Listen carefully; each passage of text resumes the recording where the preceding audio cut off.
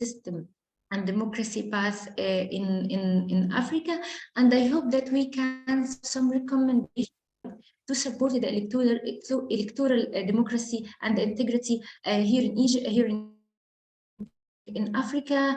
Hopefully, by the end of this year, we can witness the presidential election in DRC, Democratic Republic of Congo.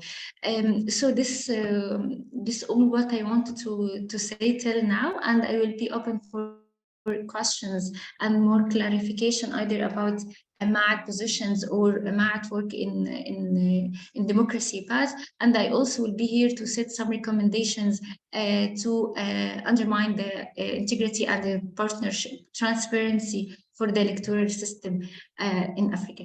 Thank you, Islam, and thank you for the all panelists. Thank you, Basant. I want also to mention that this webinar will be recorded. Okay. And this panel discussion comes in the top of interest of list of Maat Association supporting democratic elections and aims to highlight the challenges facing elections in East Africa in order to detect the causes of these challenges and find out possible treatment thereof, and always to benefit from all the relevant previous experiences, which had a good impact in supporting democratic elections. Let's start with Dr. Amal, who will focus on the challenges in South Sudan.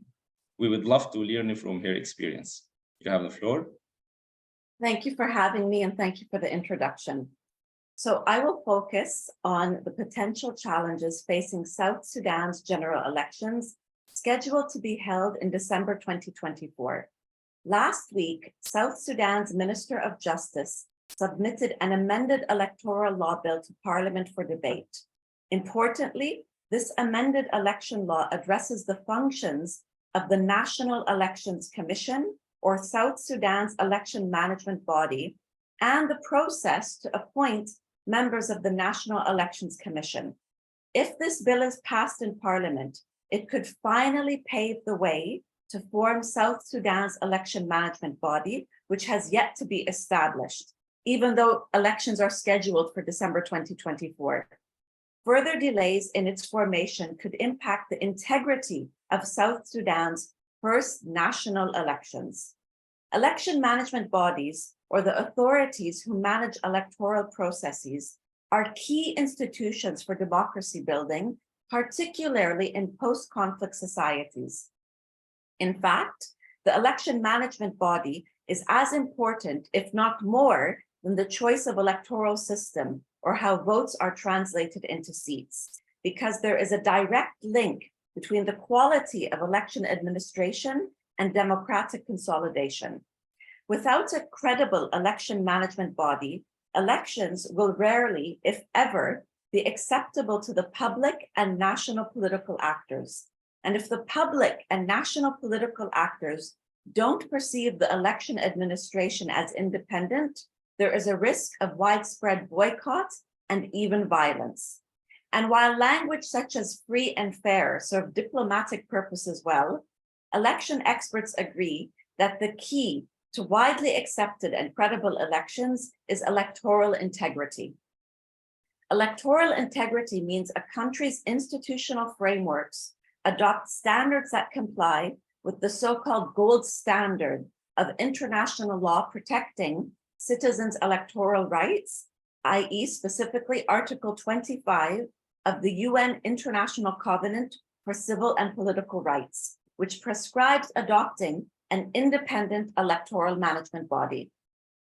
The process proposed in South Sudan's amended election law to appoint the election management body grants President Salva Kiir extensive authority to appoint the election commissioners.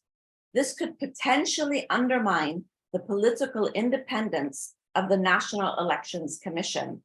According to the proposed electoral law, the executive, specifically the president, in consultation and agreement with the first vice president and the 4 vice presidents, will appoint a selection committee composed of, quote, parties and stakeholders to the agreement for membership of the commission. This could exclude civil society from this process. The selection committee then invites parties to submit nominees who they shortlist and interview. And after making its choice, the committee forwards the names to the president, who alone is authorized to appoint them, although the Transitional Legislative Assembly needs to approve the nominees. South Sudan's proposed election law has adopted one of the least applied models of election management bodies used in the world. This is known as the Government Election Management Body, or EMB. In this model, the executive branch appoints members of the authority who manage elections, and international experience shows the conditions needed to be in place for elections administered by this type of election management authority for elections to be considered credible to voters is a high level of trust on the part of the public in the neutrality of government administration, and a clear separation between the executive and election management body. If South Sudan's public, civil society, and main political actors do not trust the government election management body is truly independent, meaning its members will not be politically influenced by the government or political actors, then adopting this model in South Sudan could lead to a large part of the population believing election results are not legitimate, which could potentially increase the risk of violence.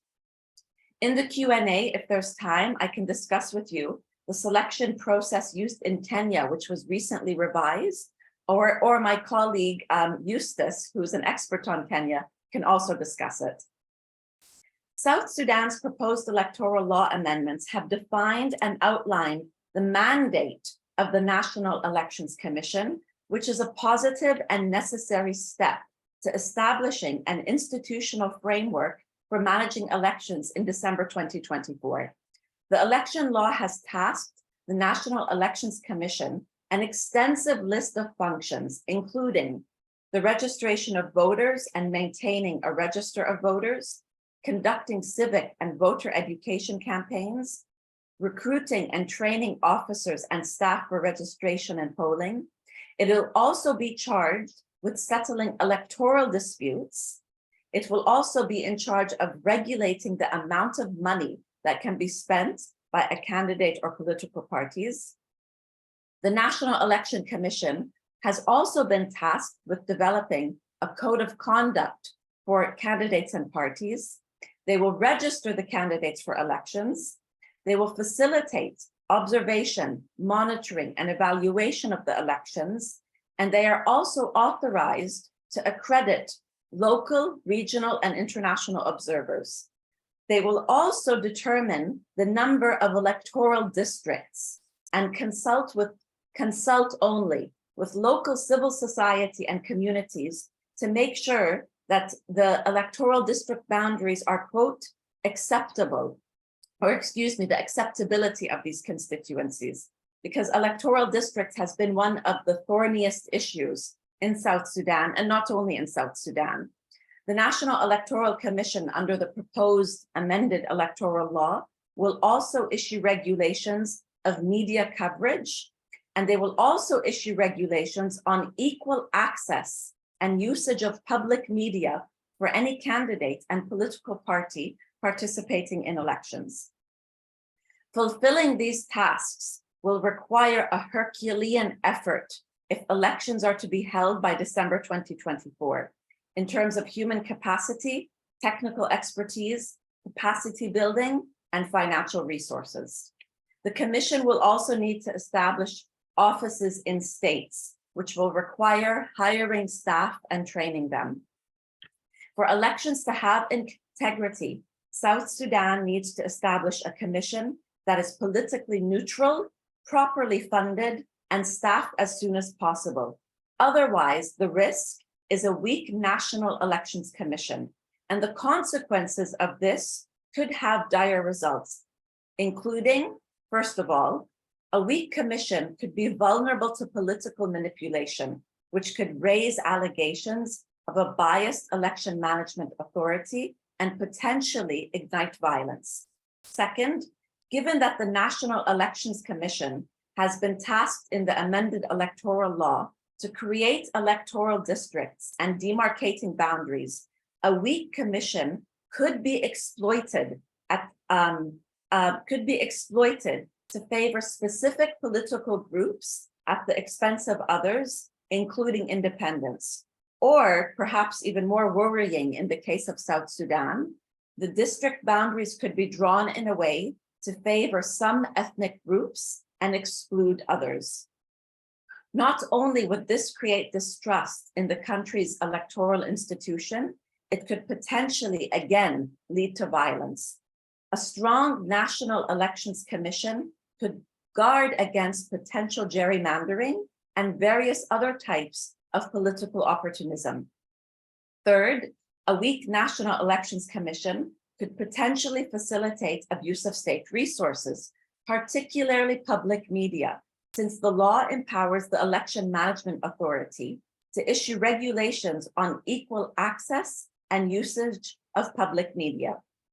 A weak or politically biased National Elections Commission could allow some candidates or parties greater access to the public media, giving them an unfair advantage, which could undermine the integrity of elections and ultimately erode public confidence in the legitimacy of the results. Finally, a weak commission could prevent election observers from monitoring in electoral districts where rigging can potentially take place in favor of some political factions at the expense of others, given that the commission is authorized to accredit local, regional, and international observers. A strong electoral commission could potentially safeguard from this happening. These are some of the potential institutional challenges facing elections in South Sudan. Although it is very positive that a legal framework has finally been tabled to Parliament, it is critical that a strong, politically independent National Elections Commission is established as soon as possible with input from South Sudan's civil society to manage elections with integrity by December 2024. Thank you for your time, and I look forward to your questions. Thank you, Dr. Amal, for this valuable information and shedding light on one of the countries that suffer from a wide range of challenges that not only affect the democratic path, but also affect development issues and the lives of the people in general. I totally agree with you that independent elections administration is very important to support the integrity of the elections to be fair and free. Many countries in Africa or in general still use the government administration, and this is a big problem. Thank you. And now I'm going to give the floor to Mr. Eustace. You have the floor. Thank you very much. Now, before I delve into my presentation today, it's important I also give a background about the organization ELOG and also the election, the EHON. There are two organizations that I'm going to introduce. One of them is the Kenyan-based, which is Election Observation Group, ELOG. And there's the next one that is called East and Horn of Africa Observer Network that I'm also going to introduce. That is also harboring majority of observer groups within East Africa, so that we can be able to understand the context I'm operating from, because I will try to cover majority of the Eastern Africa countries, and those challenges that I've picked to speak about, they are covering, though they have been experienced in those countries in one form or the other. So I will start, first of all, by introducing EHON. EHON is a regional network of citizen election observer groups in East and Horn of Africa. The acronym is E-HORN, EHON. It was founded in 2013, bringing together organizations from multiple countries to promote transparency and democratic elections. It was founded by five members who are observer groups and one Kenya Human Rights Commission organization, which is in Kenya. And these organizations included Citizen Coalition for Election Democracy in Uganda, There was South Sudanese Network for Democracy and Elections. I'm happy, Madam Amar, Dr. Amar Amdan, you are talking of progress in Southern Sudan. This was our dream of having a Sudan that is empowered, and we are happy to hear this kind of progressive news. Then we also talk of Sudan Group for Democracy and Elections. We are saddened by the kind of issues that are happening in Sudan currently, and we are also following up on that under the EHON. Then there was Tanzanian Election Monitoring Committee, which is in Tanzania. Then the Election Observation Group in Kenya. And finally, the Kenya Human Rights Commission, which is an organization in Kenya working on human rights issues. Those were the 6 founding members. EHON has held several activities since 2013. We had a regional conference in 2013, 2014, 2018, and 2022. And during the 2022 conference, we co-opted new members that include Center for Constitutional Governance from Uganda. We also co-opted Coalition of Ethiopian Civil Society Organization for Election and Consortium of Ethiopian Human Rights Organization from Ethiopia. We have also included Somali Women Leadership Initiative from Somalia, Tanzania Bora Initiative from Tanzania. That's a youth-led organization from Tanzania. And in total, we have 7 organizations, and we have 5 more organizations that are currently being under review, also open to join the organization. So currently we are 11 organizations. It was important for us to understand that context. Then the ELOG observation group is also something that I wanted to introduce. That is where I sit. That is the secretariat that I work in. Though it is the host and the secretariat for the Eastern Horn of Africa. It's the permanent host for that network. So ELOG also is an institution that was formed in 2010 with the organizations from civil society and faith-based organization. It is permanent in nature. Before 2010, we used to come together towards an election and then disband immediately after an election. But currently, we are permanent since 2010. We have observed the 2010 referendum and all the attending elections since 2013, 2017, the 2 elections in Kenya, and the 2022 elections. We have 10 steering committee members and 8 thematic members that are at the helm of the organization. Our vision is to achieve peaceful, credible, free and fair election process in Kenya and the African region. Our mission is to provide a sustainable platform for monitoring and observing electoral processes. And our core values is integrity, impartiality, and inclusivity. So having that background, I want to delve into the challenges that we picked from the region. And I want to have a caveat here that the challenges I'm going to speak about, they're not like the only challenges. There are others that are specific to the countries. I have chosen the ones that cut across. So when I speak of these challenges, you will be wearing a magnifying glass of all the countries in East and Horn of Africa, because these seem to be affecting this region the same way. So the first challenge that I want to talk is the integrity issue. In most of the elections that are happening in the Eastern African regions, we are having the cost of elections being at the center.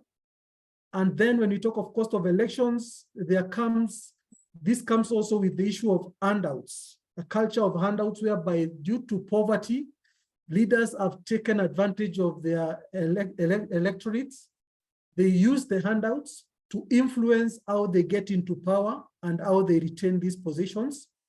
Then we are also talking about, due to these costly elections, the procurement issues also emerge. There's a lot of corruption on how we do this procurement. In Kenya, for example, in 2022, we had a very big problem when it came to procurement of our election technology.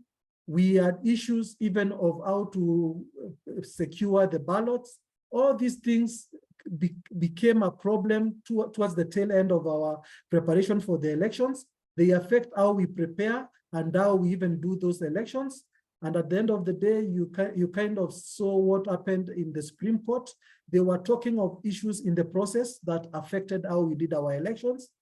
Then there is also this issue of embezzling of funds by political elites so that they can be able to fund these elections that they want to continue remaining in power. So the corruption index continues growing in Kenya because of that, and it is related to how we do our politics. Then we have also leaders with questionable character finding their way into our leadership across the countries. In Kenya, we had leaders who have questionable pasts that have been named in corruption cases, still finding their way into leadership. So those are the issues that have been bedeviling the region. The integrity issue is becoming a thorn in the flesh. Then we move to the weak electoral institutions. As Madam Amar said, in South Sudan, even areas that seem to be progressing, we are still having that challenge.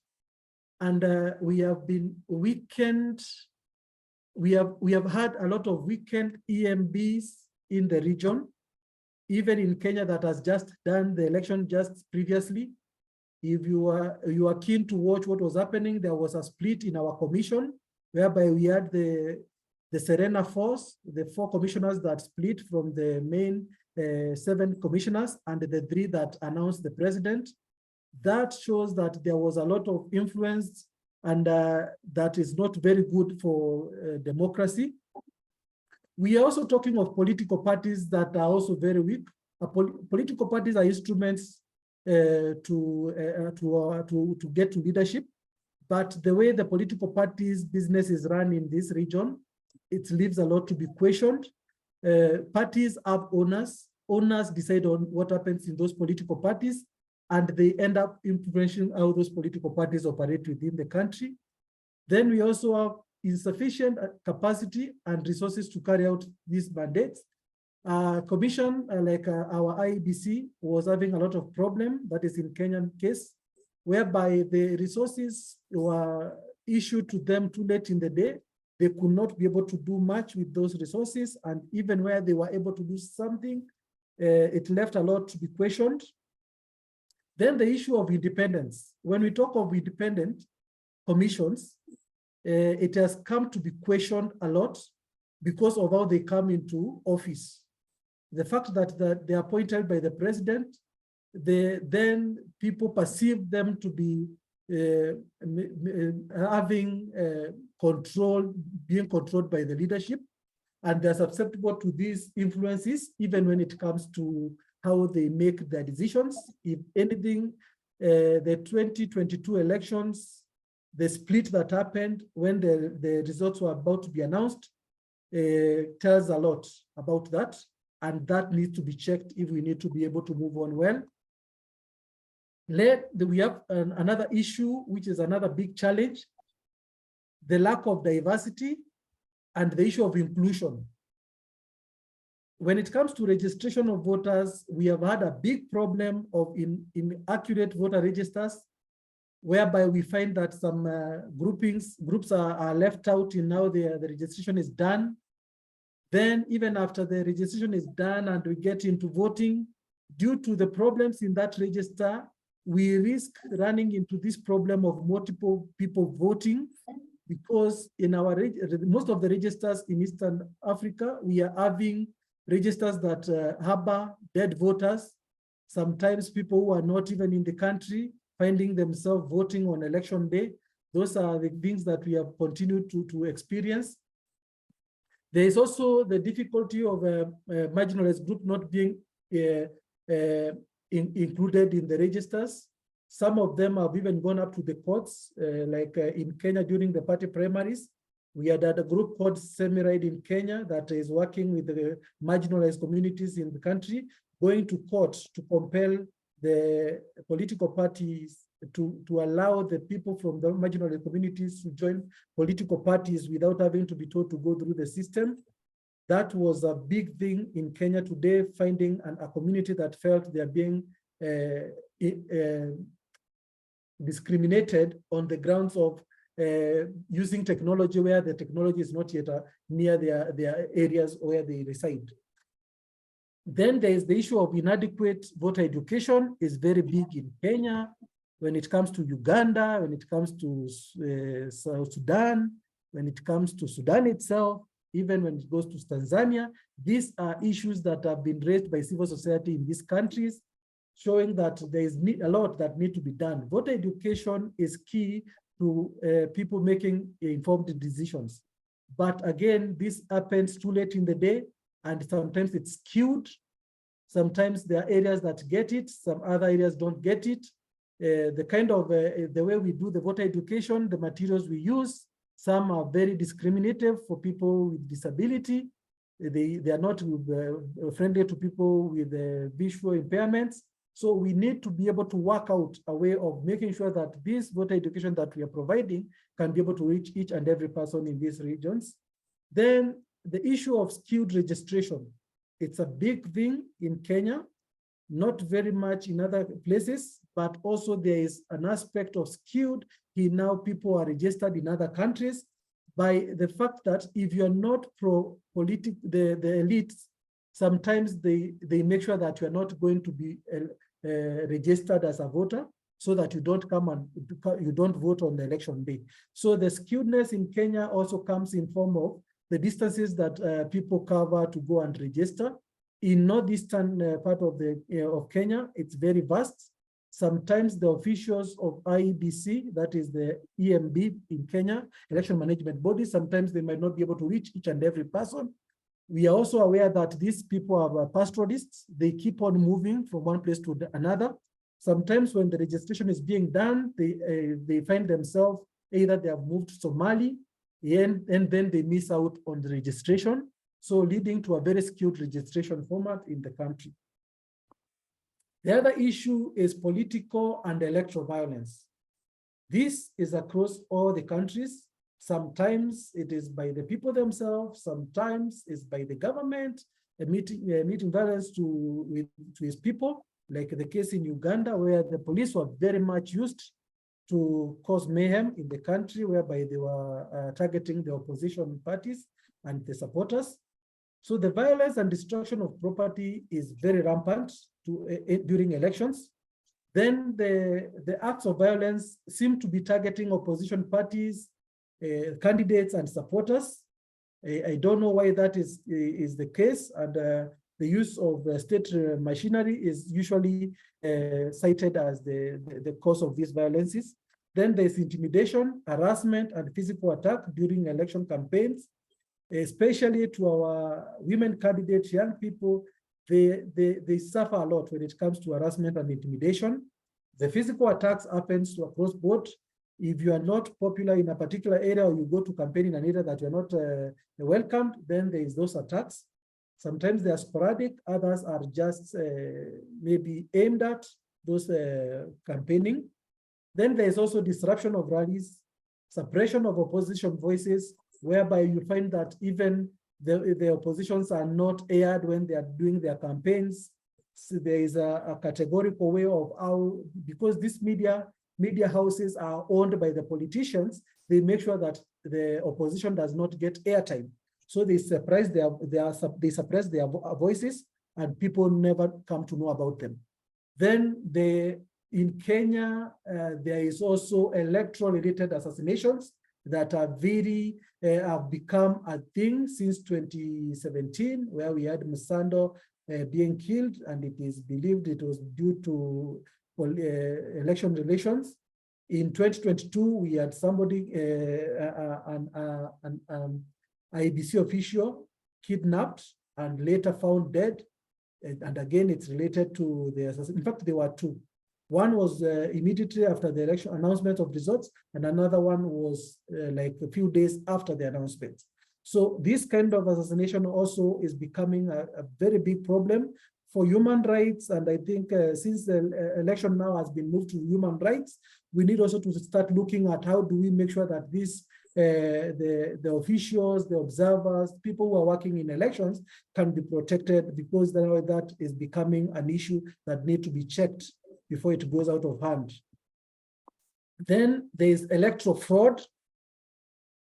In most of the Eastern African countries, there is a lot of vote buying being practiced. the officials, that is the election officials, seem to be compromised. And if they're not compromised, they are perceived to have been compromised because of the kind of results they come out with. So these kind of practices point to electoral fraud. There's manipulation of electoral processes by political elites to favor them, so that if you have the monies, because they have embezzled the monies, they also manipulate the outcome of these processes so that they can continue remaining in power. Then use of bribery and corruption. During campaigns, there is a lot of bribing. Sometimes they bribe their opponents so that they don't vie. There is also buying off these oppositions so that they can continue remaining in power. Then there is also the issue of irregularities in ballot counting, whereby you count one thing, but the results that comes to the National Tallying Center is different from what was counted at the grassroots. Then issue of result transmission, also having issues whereby even the technology that was supposed to come and bring sanity, now people are saying there is a lot of hacking and transmissions, that is, whatever is being transmitted is not correct. It's being manipulated before it is transmitted. And also all these issues point to areas that we need to look into as much as we try to advance in how we do our elections. Then the issue of media in election. There is a continuous belief, and also something that we've been able to observe over time. The media seems to be captured or censored. There's censorship or capturing of the media. And as I said earlier, media in most of the East African countries are owned by the who is who in politics. The politicians own these media houses, so they control what comes into those media spaces. Then also, if they are not controlling what is coming in, they censor whoever is coming to those spaces to speak to the masses. Then there's the issue of misinformation, disinformation, and hate speech in elections. This is a thorn in flesh, and I think it's something that needs to be tackled. This is becoming a big problem because the propaganda, hate speech is being propagated through social media, which is a tool that is with everybody, and the vernacular stations that everybody can be able to access and be able to listen to. So those are areas that we need to look into, because that is the avenue that our politicians have taken to go and perpetrate these heinous crimes. So then the other part, which is very big in East Africa, is the negative ethnicity. Ethnicity is good, race is good, but it becomes a problem when it's negatively applied. In Kenya, for example, and Uganda, majorly in 2021 and the 2022 elections, this was prevalent in those two countries. We saw political zoning, whereby if you are not strong in a particular area, if you are not from that ethnic background, you are not allowed to go into some spaces. That is very dangerous, and that also undermines the democratic aspirations that we want to achieve as a region. Then there is tribal conflicts, calculated tribal conflicts that have been seen over time, whereby there are some regions that towards an election, we always end up finding tribal conflicts mushrooming, people getting displaced, people being threatened, and people being moved out from different places towards an elections. Yet outside of election time, they are very peaceful, they are working together, they are friends. Then the issue of extremism, whereby we have found groupings emerging towards an election time, and they're being used as a tool to cause mayhem, to intimidate and make people that are trying to come into politics not to come in, and also to intimidate those people who want to come and vote. Then the issue of ethnic divisions and tribalism happens in these two countries. So 2022, it was very clear. In Kenya, for example, we have issues that are even going to the clan level, whereby we are no longer talking of ethnic divisions, we are talking of clan divisions. People now only looking at one clan against the other, and that is at the smallest unit of our society. So we also need to look into that before it gets out of hand. Then mobilization of voters along ethnic lines is very rampant. Nowadays, even the coalitions that are being formed, they are in those ethnic cocoons. So if you see you have already mobilized a particular ethnic community, you find your opponent that has mobilized another ethnic community so that you form a coalition to win the elections. That is not democratic, and we feel as an election observation group that need to be tamed before it gets out of hand. Then the final part of that is the manipulation of ethnic tensions for political gains, undermining national unity. That is something that politicians have mastered. They know what buttons to press at what given time when it's election time so that they can be able to manipulate and get their way. So that need to be checked. And then my final part is the weak legal regulatory framework. That is the biggest problem for us, because with the weak legal and regulatory framework, all these vices will not be checked. And that's why I had to leave my presentation with this, the last slide, talking about the weak legal and regulatory framework. There's a lot of non-adherence and non-enforcement of laws. We have laws that are well established, but we seem not to be ready to enforce them. And even where we are trying to enforce, majority of our leaders are not ready to adhere to these laws. So we make laws but we don't want to respect them. And that is the culture of impunity that need to be checked before things get out of hand. Then the issue of lack of prosecution of the offenders is also very big, whereby people know they will get away with it. So even when they do something, they burn property, they attack opponents, nothing is done to them. So they find it is something that they have tested, they keep on repeating it. So we need to have laws that are going to be punitive and that are going to be enforced so that we can be able to have these changes being realized. There is also inadequate electoral laws and regulations in the region. As much as we have advanced and we seem to be having a lot of laws, very critical laws also seem to be lacking. In Kenya, we are preparing for boundary limitation in 2024.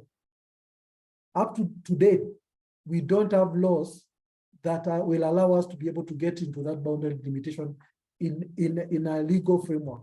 That law is still in parliament. So those are the kind of things that sometimes defeat all these efforts that people have put in place for so long that at the end of the day, then we end up going back to the bushes, or we go back to chaos, violence, because of this kind of, whereby we are not observing these things. Then the last one is limited access to legal remedies and avenues for dispute resolution. When we talk of legal remedies, they require monies. Sometimes by the time you are done with the elections, you've already utilized all your money, and you need to go for these legal remedies using money. So sometimes you end up just letting it go because you don't have the resources to be able to help you get that dispute resolved. So I wanted to leave it there and allow discussions and questions, and I think we can be able to engage. Thank you very much. Thank you. Thank you so much for this important presentation. I took many notes, but by speaking about the coalition and observation missions, we know NGOs have a vital role to play in monitoring the elections. This requires a broad coalition of organizations, unconnected to political parties or candidates, only independent, that deploy neutral monitors at all the different polling stations to ensure that the voting and the vote counting is entirely free, fair, peaceful, and transparent. It's very hard to have a credible and fair elections in a new democracy unless civil society groups play this role. Let me move first to Mr. Muhammad, who would like to learn from your expertise. Mr. Muhammad, you have the floor.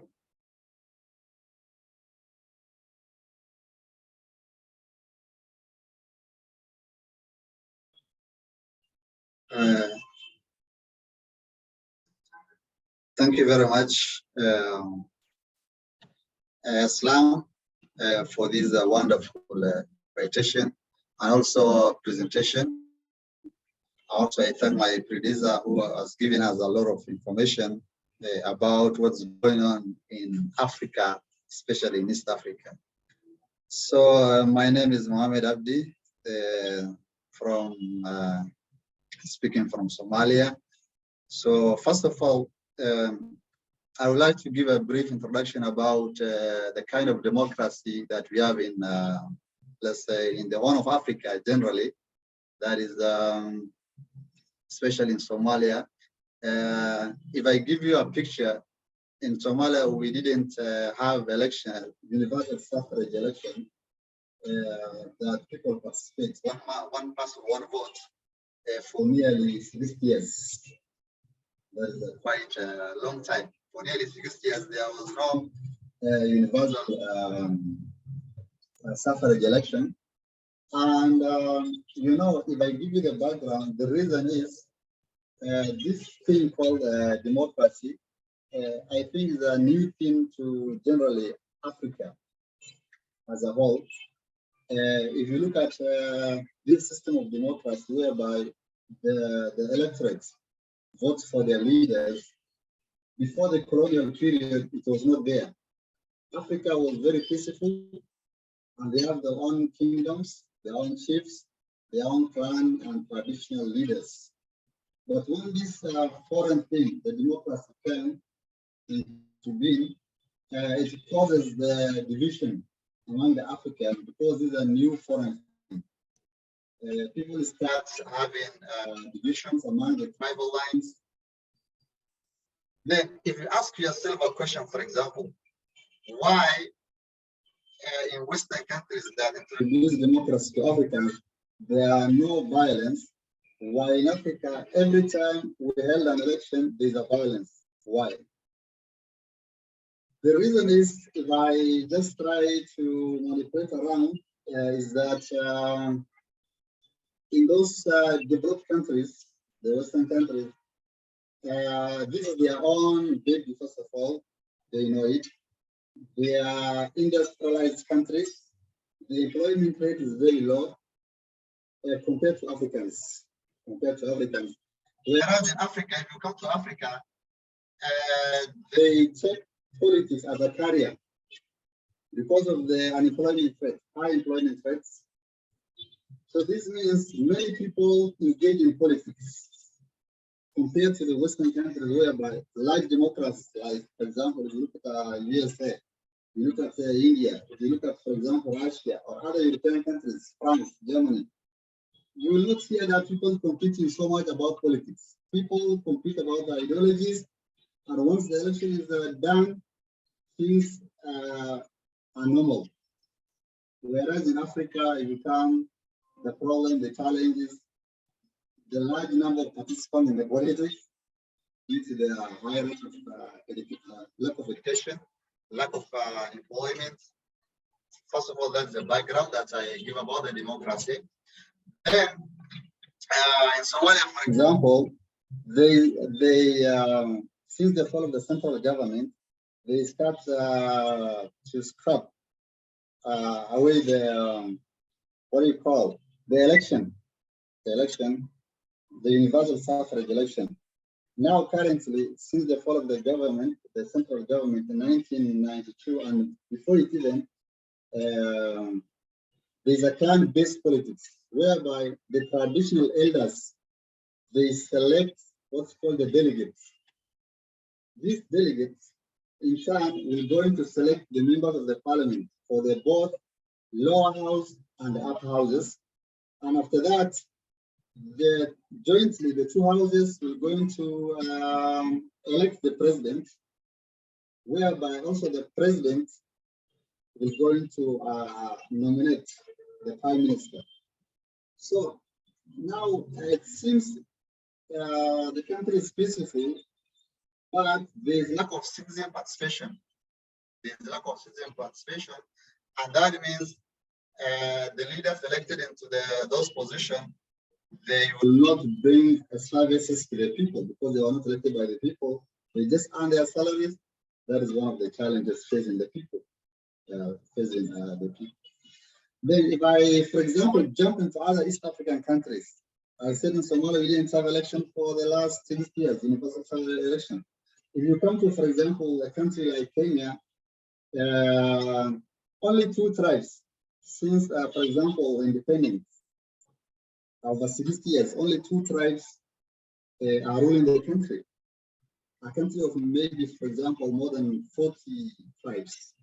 So that means still the kind of election that's happening there, if you look at it, only 2 tribes running the country, which means the democracy there is still immature. It's very infant state. If you go to Uganda, another East African country, you can see the president there ruling more than 40 years there still. If you go to democracy, what do you call DRC, still we have the problem, the challenge there. If you go to Rwanda, currently the incumbent president changes the law, the electoral law, so that he remains in power. That means the law favors him and then remains in power. The term of the president is changed, and then it favors the incumbent president, So if I put in my presentation, that's just a general diagram, is that, like for example, largely, elections in Africa or East Africa are deemed not credible by players in the elections who fail to get victories. That means the competitors, they're going to fail to acknowledge the results, and that will lead to the violence, chaos. That is number 1. Then number 2, there is also poor citizen participation and low voter turnout. That's voter apathy. This is because of the lack of interest in the election, or any other cases. Like, for example, for women, they have been marginalized through the cultural news or through other means by the laws. So the quota for the women, so that means is very important. Then there's also what we call alleged cases of state involvement to influence election outcome. That means the electoral bodies, most of the time, the commissioners, even in a country like Somalia, where we have the elders who are going to elect the MPs, and the MPs elect the president, still the president, the incumbent president, influence those local commissioners, the local commissioners. Then we have also like lack of political party discipline and ideals. Many African countries, the political parties are just a vehicle to reach the power. After they reach the power, it's no more. It's just used for that, compared to the other democracies. So there's a lot of that challenges. Then states like Uganda, I've talked about, has been involved in elections within heavy state hand, whereby it has always given incumbent president upper hand and marginalizing the opposition. It's even the same case with other East African countries. Other East African countries. Now, if I just go directly to the challenges, maybe some of the challenges. Number 1, lack of trust in the Electoral Commission. That is number 1. And number 2, manipulation of elections results by the incumbents, leading to the chaos. And then number 3, lack of strong election observers within local observers and also international observers, whereby they become arbiters and they speak the truth about the election. So we don't have such transparent electoral observers. Also, lack of involvement of the civil societies and the media group. Media group always supports the incumbent most of the time because of the intimidation or because of other reasons. So that means there's no transparency in reporting the election results most of the time. Also, marginalization of women and youth. Most countries have what's called the women quota and the youth quota, but still they don't respect that. There's no respect for that. It's just on the paper, but in the actual sense, it's not there. And then the last challenge is the use of the tribal cards to whip emotions among the electorates, and then this will lead to the choosing the wrong leaders, whereby the electorate will go to suffer for the next electoral cycle. That means the tribal issue is very dangerous thing in Africa. But I want to give one recommendation only, just one recommendation. If you look at elections in East Africa, even in Egypt or any other countries, in Kenya, Somalia, or Uganda, or other countries, most of the competitors are just the large tribes, the larger tribes. If these larger tribes, like in Sudan also, the same case, if these large tribes, they agree on what to do, the rest minor tribes, I think they are just voters, the rest are voters. But these big tribes, let's say they're only the big tribes, maybe 4 tribes or 3 tribes, they're not more than 3 tribes, big tribes. So if these big tribes agree on what to do and try to develop their countries, I think there will be no chaos. There will be no chaos. But if one tribe will lose, the other tribe will whip the tribal emotions, and then there will be violence, electoral violence. So it's better, instead of forcing this kind of democracies that we don't understand, these tribes that normally vie for the big positions, they come together and negotiate what we call the negotiated democracy. They should negotiate on what to do on the electoral commissioners, on the political parties, and then accept the electoral results, and then maybe create position for the electoral losers. So that means the winner take all is also another challenge. If you win the election, you take all the things. The rest will just stay there. So that's a big challenge. That is my advice. Thank you very much for this wonderful forum and discussion. Thank you. Thank you, Mr. Muhammad.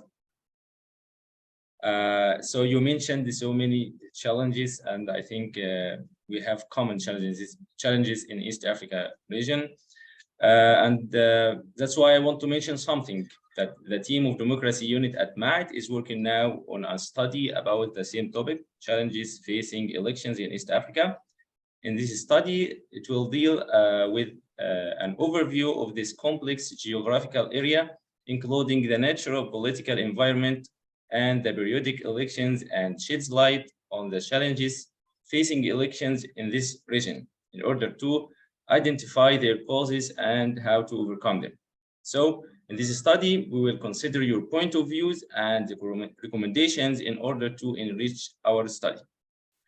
When we mention also overcoming the challenges in Africa in general, we face some kind of concerns which limit the effectiveness of solutions. As we know, elections are nationally owned processes, which make it a sensitive process.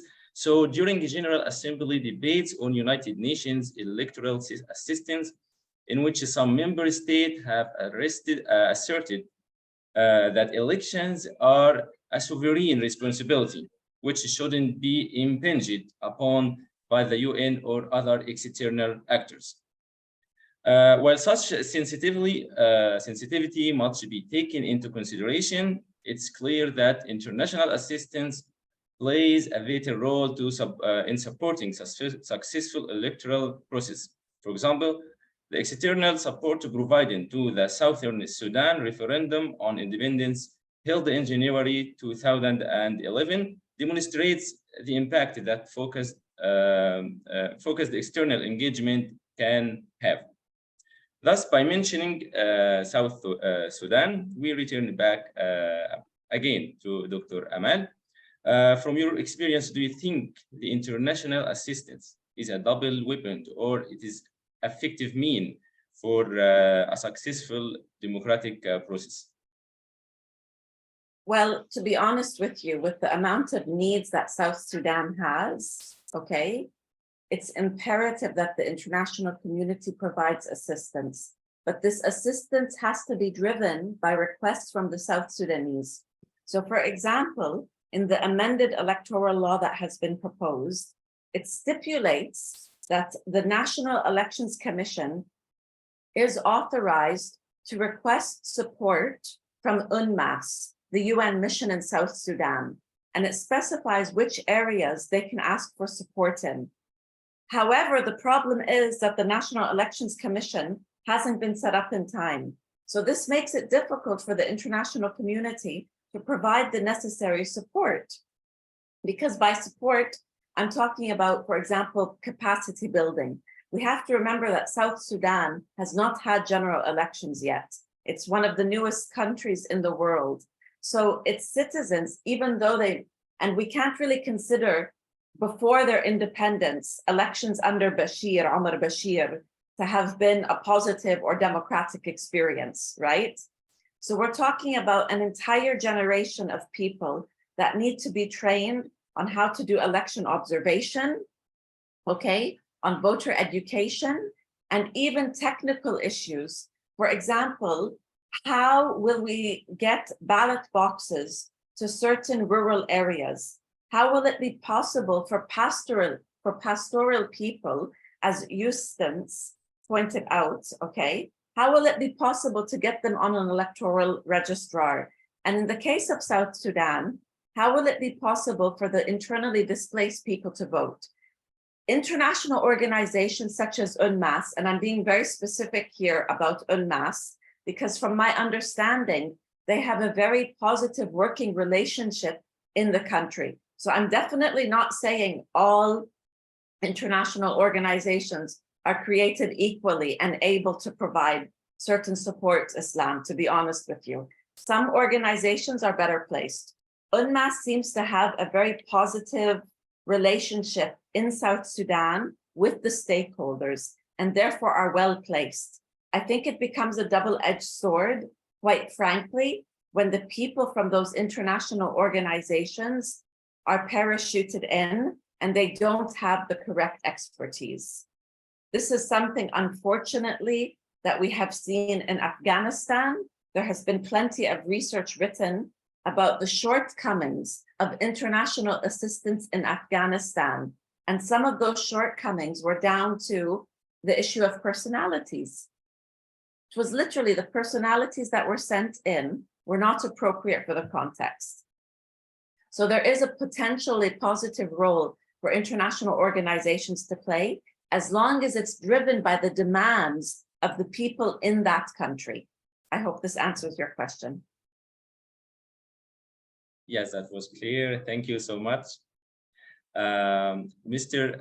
Eustace, in your opinion, Kenya has experienced various forms of political and social unrest, like violence and clashes, which pushed the government to make efforts to avoid repeat of this violence. For example, Kenya has integrated peace building and the conflict prevention elements in the development program in order to identify vulnerable communities and promote tolerance and diversity.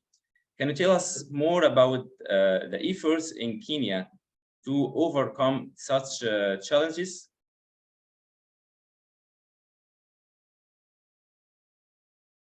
Yes, thank you very much. And I think your question is in line with making sure that we don't have a repeat of what happened in Kenya in 2007, 2008, when we had a lot of chaos in the country.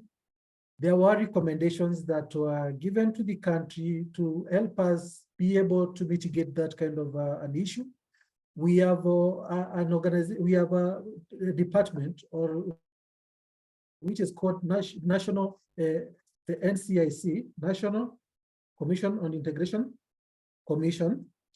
That commission is supposed to help the country be able to avert such kind of issues ever coming to happen in the country again. They map the country, they observe what is happening in the country, and they advise the governments of the days in case of any areas that we might have violence, areas that maybe communities are not in tandem. Their work, their role is to make sure that this is observed and make sure that they keep checks on that. In Kenya, it's a crime today to instigate hate against a community. That is prosecutable, whether you're a politician, however big you are. So if you happen to maybe target a community with hate or you malign the community, it is taken very seriously. You'll be prosecuted. The challenge has always been the demarcations that come with hate speech. when sometimes somebody makes an hate utterance and it's not targeted to a community, it's targeted to an individual, like if it's a politician. I give an example, if you are observant in Kenyan politics, when the former president came into power, there was an MP called Babu Owino who attacked the mother and said the president the mother is a mother of a dog, and that brought a lot of issues into that the department. We tried very much to see how that could have been prosecuted, but when the law was looked into, they said that was an attack to an individual, was not to a community. So the law is limited to any utterances targeting a community in general, not an individual, so that we can also not be very misusing the law. So that is one aspect. Again, also we have developed different mechanisms of also civil society organizations taking our leaders to task, making sure that the communities that were displaced are also not continually being displaced. We look for solutions for those communities. We are also trying to create synergies and also creating peace. And this has been specifically been supported by that department, NCIC, to make sure that people who have historically been having problems, how they can come together and work together as a country. So that's a lot that has been put in place, but a lot needs to be done. We are still not yet out of the woods. Every election that comes, we are always at the verge of either breaking or coming back, or either we are getting into violence or not getting into violence. 2022 was one litmus test. The country was feared is going to go into the dogs when the elections were announced. But I'm happy to speak that there was a lot of control, even from the population, not to go to violence. They wanted the systems that we've put in place to work. They allowed the Supreme Court to work. They allowed their politicians to go to court. All this shows there is a lot of maturity, and people are pushing for that kind of a process to be in place instead of resorting to violence. So I think there's a lot, and lessons learned from 2007 and what happens to Rwanda, I think have also made us to avoid that route of going to violence whenever there is an issue. Thank you very much. Thank you again. I think it's worth mentioning that the holding of elections alone doesn't speak to the quality of democracy in a country, and has been demonstrated time and again, it can spark large-scale violence. Rather, elections should be a part of a broader political framework that promotes good governance, the rule of law, and the equal participation in politics. Africa has made great progress during a couple of decades, both normatively and in practice, in developing the principle of democracy and good governance. However, much work remains to be done.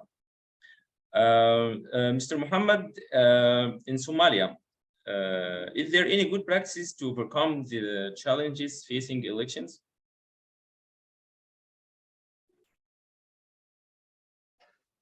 Yes, Islam, thank you for giving me this opportunity again. In Somalia, currently, what we call the National Council, that is the president and the federal member states. They have came together and discussed about moving from the clan-based elections to the one person, one vote. That is currently there is that law in place. The law is in place, the legislation. Also, there is a political will from the leaders, the federal leaders and the federal member state leaders, who are willing to give back the opportunity to the citizens to elect their leaders. So there is a good, also in terms of security, the country currently, there is a good fight against the militant, and it is getting in the right way. So the militants are being overcome, and within a short time, we expect the peace and the security to prevail in Somalia, so that we can have elections in the whole part of Somalia. In the whole part of Somalia. Also, I want to strengthen the issue raised by Ms. Kamal, whereby the importance of the international community provides support, because a country like Somalia, we didn't have elections for one person, one vote. We don't know what's election. It's just like New Sudan. Like voter education, capacity building for the young people. Youth are made up of 75% in Somalia, also the women. So it means we need more voter education, capacity building, and also electoral cycle, the importance of political parties, the importance of campaign, so that we move from these tribal issues. Thank you very much. Thank you again, Mr. Muhammad. One of the most challenges here in East Africa is conflicts or violence. That's why we should know that the conflicts can only be solved in a sustainable manner if we address root causes, and that these root causes often relate to unfairness, injustice, poverty, and inequality, disempowerment, disrespect, and an extremism and terror mindset. So in this point, Maat for Peace launched an initiative. Its slogan was "Drop the gun and pick up the pen," which aims to prevent to use the recruitment of children into armed terrorist group. So that's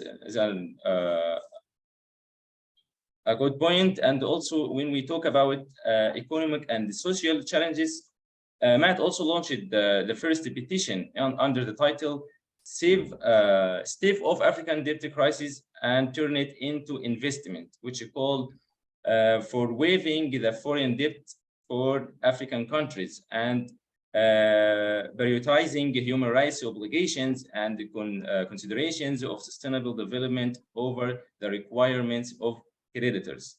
Maybe you can join us and sign this petition. I will drop it, the link in the chat box. So I think we have also, if we have time, we have some questions here in the chat box.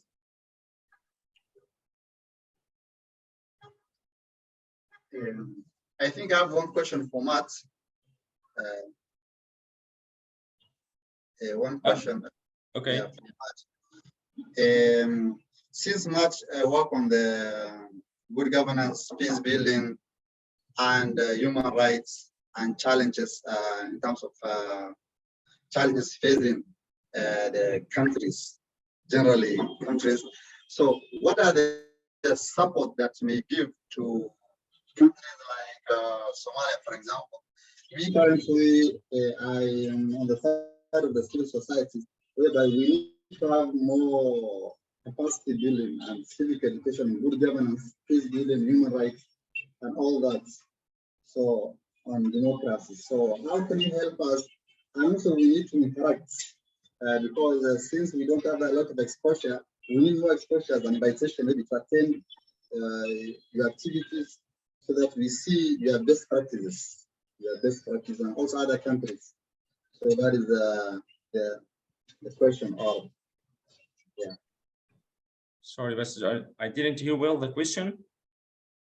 The question is, how can we engage with Maat so that we can have engagement on having, for example, conducting civic education, on voter education, peace building, good governance, human rights, and also how can you invite us to join you in your countries so that we can see the best practice that you're doing in your activities. For example, in your forums sometimes, yeah, you can invite us. Yeah, I think as you can see, Maat is holding so many training programs here in Cairo or outside of Egypt. We hold the training in Geneva if we are talking about human rights mechanisms, how to deal with United Nations and the other mechanisms. And also if we are going to hold the training about governance, elections, We hold it online. We can hold it here in Cairo. We have a training, like a training academy or something here in Egypt. So we host some of guests from different countries, especially from Africa, in so many topics. So I think we can cooperate with in different topics. Yeah. Thank you very much for that input. We'll keep in touch. Thank you. Yeah, of course. Thank you. So here.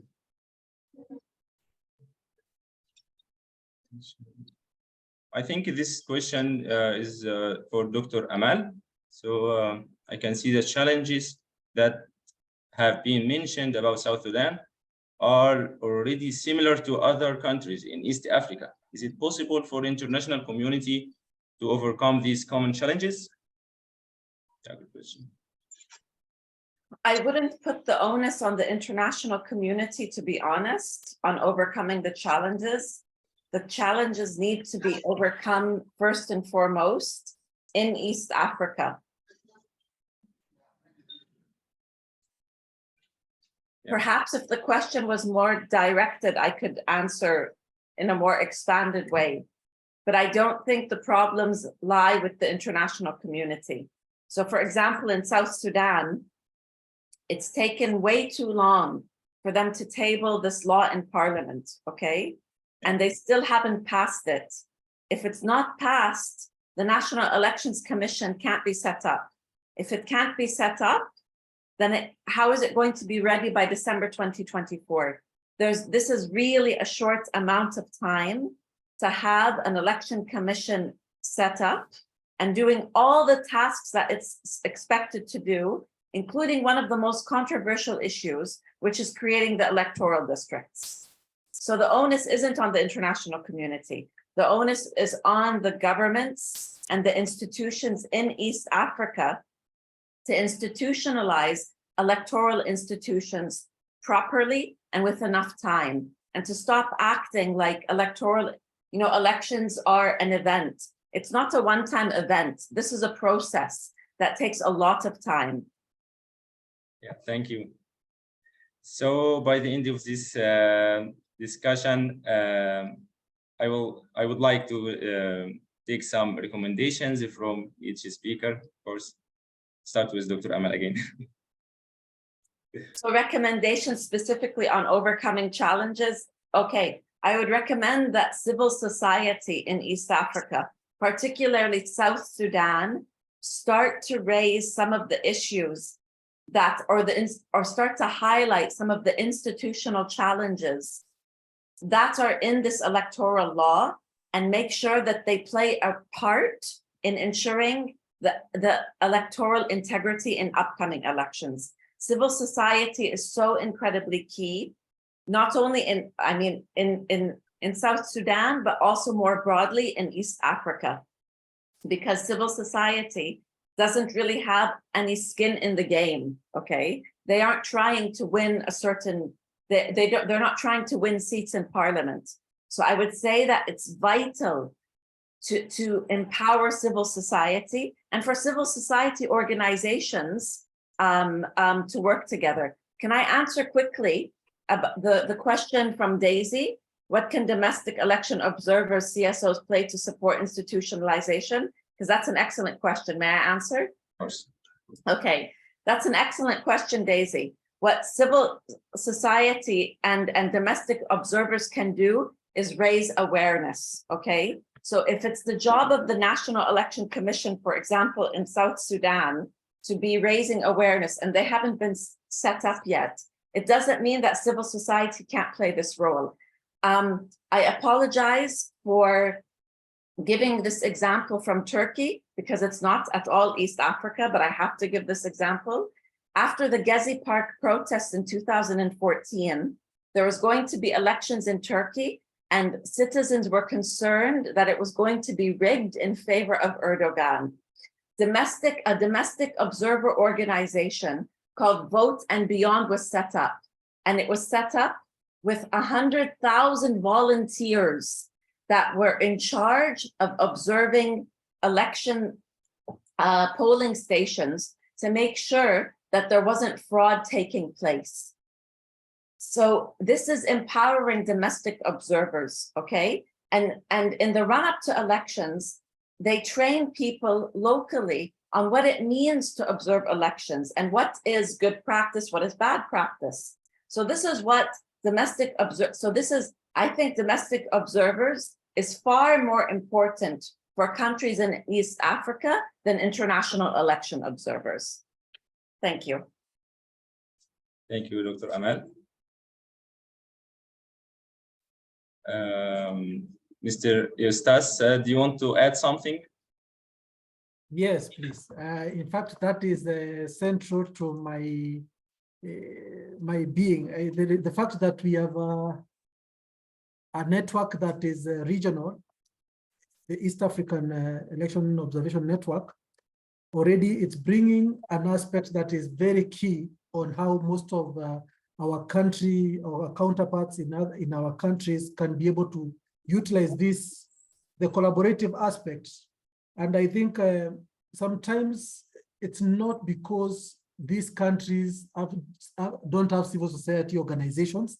They have civil society organizations that are putting pressure to these governments, but sometimes the culture of impunity, the one I talked about, there's a culture of impunity, people who don't care or don't listen, and sometimes they have a way of always curtailing these civil society voices. Either they make sure that they don't get funding or they deregister them. So when I talk of collaboration and building solidarity with our member organization within the region, it helps so that when they are making noise as a civil society group in South Sudan, they are not alone. They are being given support by other entities from Kenya, Egypt, all these member organizations or these other civil society organizations, they can advocate on their behalf, because if the leadership is not listening within the country, we can push even through African Union. We can make sure that that is listened to, because as she has said, elections is not an event, it's a process. We will raise awareness not only in South Sudan, even outside of the South Sudan, so that the peers can also be able to put pressure in these institutions or these governments that are failing to effect these changes. Sometimes they need just to get that push. And when I talk of collaboration as another way of making sure that these things happen, the ELOG and the member organizations within East Africa, we are still looking for members. We are trying to expand our scope and also start building forums within countries so that this civil society organization can start getting the strength in numbers.